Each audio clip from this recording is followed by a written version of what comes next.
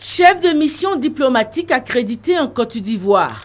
représentant d'organisations internationales exerçant sur le territoire national, consul honoraire, leur porte-parole, Monseigneur Joseph Spiteri, doyen du corps diplomatique accrédité en Côte d'Ivoire, a adressé au président de la République, Alassane Ouattara, les félicitations de la communauté internationale dont ils sont les représentants pour les nombreuses réalisations au cours de son premier mandat et sa brillante réélection à l'issue d'un scrutin sans tâche. Monseigneur Spiteri a émis le vœu que le nouveau mandat présidentiel soit aussi fructueux que le premier. Il a adressé des félicitations au président de la République pour les importantes décisions qu'il vient de prendre pour favoriser la réconciliation nationale. Monsieur le Président, nous voudrions nous réjouir avec vous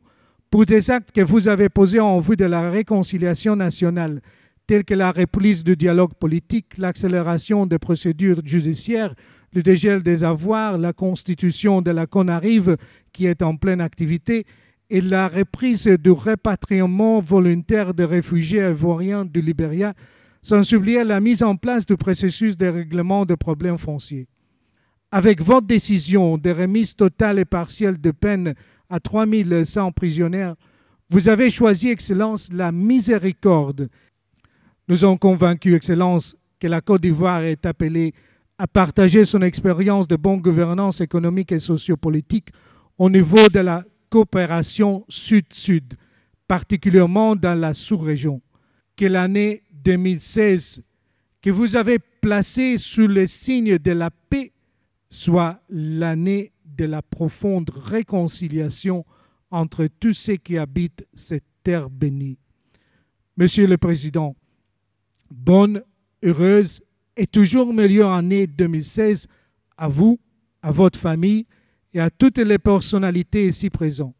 S'adressant à son tour à ses représentants de la communauté internationale, le président de la République a réaffirmé sa volonté de réaliser la réconciliation des cœurs et des esprits dans son pays, la Côte d'Ivoire. Monsieur le nonce apostolique, doyen du corps diplomatique, je voudrais tout d'abord vous remercier pour les mots si aimables que vous avez bien voulu m'exprimer, ainsi qu'à l'endroit du gouvernement, des institutions de la Côte d'Ivoire et du peuple ivoirien, au nom de l'ensemble du corps diplomatique. À mon tour, j'ai le plaisir d'exprimer à votre endroit, Monsieur le nonce apostolique, doyen du corps diplomatique, à Mesdames et Messieurs les chefs de mission diplomatique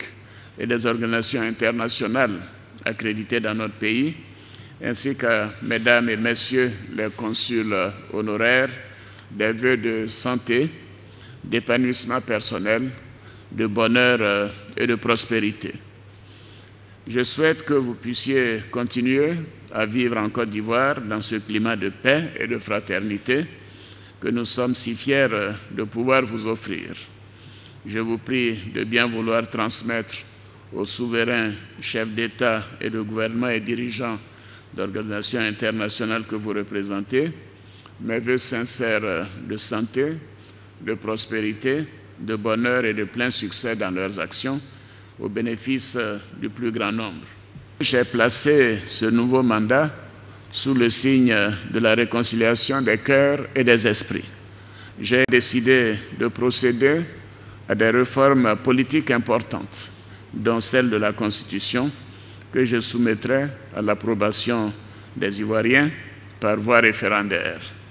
Le but de ces réformes étant d'adapter nos textes fondamentaux aux exigences de notre temps et de débarrasser de notre Constitution tout ce qui, par le passé, a pu nous diviser. Dans un souci d'apaisement et pour consolider la cohésion sociale, j'ai procédé, comme je l'ai annoncé à l'occasion de mes vœux à la nation, à des mesures de grâce et d'allègement de peines privatives de liberté au bénéfice d'un certain nombre de nos compatriotes. Pour ma part, en qualité de président de tous les Ivoiriens,